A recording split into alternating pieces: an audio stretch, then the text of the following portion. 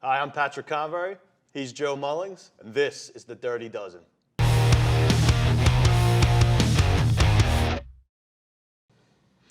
Joe, in this session of the Dirty Dozen, we are going to talk about advanced media and next steps.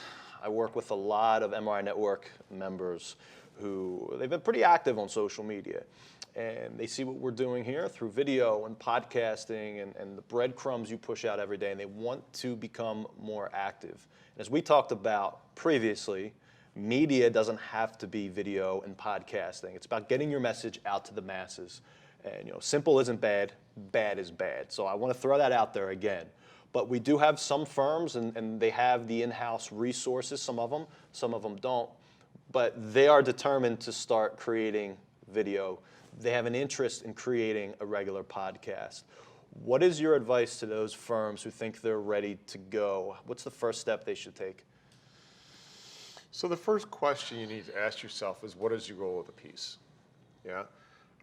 And then, if you just look at the pure statistics on LinkedIn, you've got a couple challenges. The length of video you can play on LinkedIn.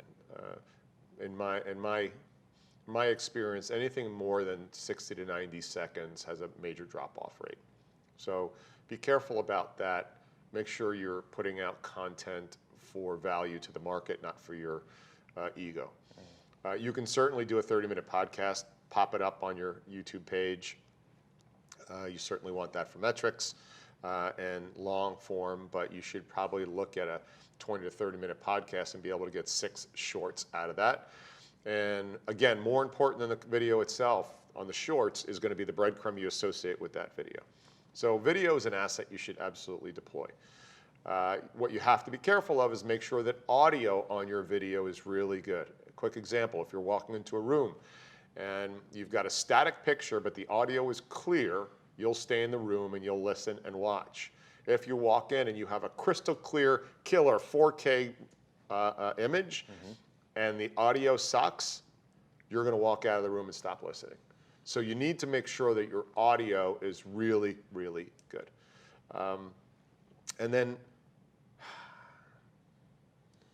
make sure you're delivering value and know who your target is on your video, meaning video out of longer form need to be absolute mic drops, right?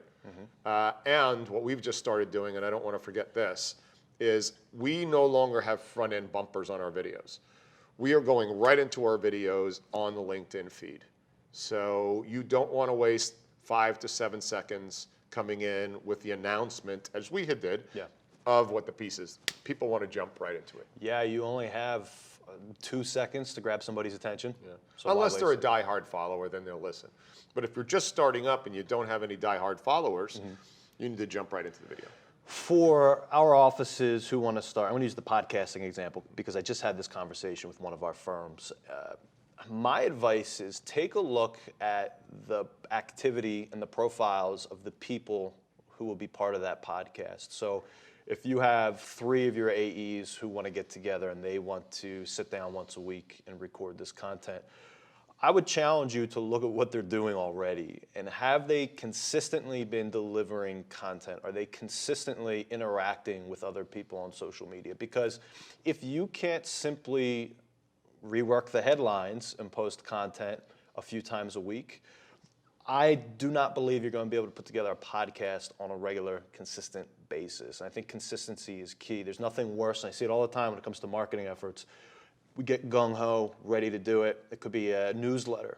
Happens all the time. First month, it's great. Second month, it's okay, but I could tell it was a little rushed because life happens. Third month, we didn't get to it. Now it hasn't gone out in 2 months, and you'll get to it, and maybe it comes in. Then it just looks sloppy. And that can happen with podcasting, with videos. So make sure you can do the basics multiple times per week. Look, here's my advice. If you, and this is the guidance I give in my organization, if you think you want to do a podcast, show me first for 90 days that you can put out content 5 times a week and write it. Well, why? A few reasons. One, as you practice your writing, you become a better communicator. You also learn to communicate in sound bites. You're also able to collect your thoughts in cogent fashion, which you have to do in a podcast, or else you'll just be all over the place. Yeah. If you can't commit to putting out 90 days of content 5 days a week, you're not going to have enough to talk about in your podcasts for an extended amount of time. And as you said, have that perseverance and that ability to put out content on a steady basis. Again, podcasts, a lot of work. Yeah. You've got to record them. You've got to set up the set. You've got to then download them. You've got to edit them. You've got to check audio on them. You've got to check video on them. It's a very, very expensive proposition. The ROI on it is the lowest ROI on the media platform. Now, how about video? Obviously, just because you can do something doesn't mean you should. Our phones have beautiful cameras. There are all kinds of editing apps out there. You know, you've invested in a team of professionals who have years and years of experience. People go to school and get degrees in production and in editing. So just because technology's made it more simple to attempt to do it, doesn't mean that our people should. Can you tell me times where it might be appropriate for somebody to do a direct-to-camera using a cell phone versus investing in a production company or in the proper equipment? Or is it ever acceptable? So let's just keep things in perspective. If it's Richard Branson, if it's Gary Vaynerchuk, if it's Tony Robbins, and they already have these massive fanatics, they could pretty much do anything onto an iPhone. So don't say, oh, I see so-and-so do it. They already have this secure base. If you're just coming out of the gate and you're not known and you don't have a brand, you putting out a less than optimal, uncurated video shot on your iPhone, even if you're dropping bombs, that's not a strategy. So don't mistake the fact that you see these other renegade videos being put out by people who are already amazing brands. So make sure you have context on that. I personally have less of an issue if you have a body of video work where by design it's an uncurated run and gun on an iPhone, but they know that that is that product. You know, Marco and Darren and my team have talked about that, is we need to have that product that we know it's a run and gun, but a majority of our portfolio is curated. Yeah, it's raw. It's intentionally raw. Correct. Right. So at home, remember, everything you say and do and the way that that message is delivered either adds to or detracts from your brand. So as you record content, whether it's a podcast or a video, I want you to look at it and be honest with yourself and ask yourself, does this reflect the brand that I want to promote to the market? Joe, thank you. Got it. Quick story for you. I have a minute. Is don't look at it yourself.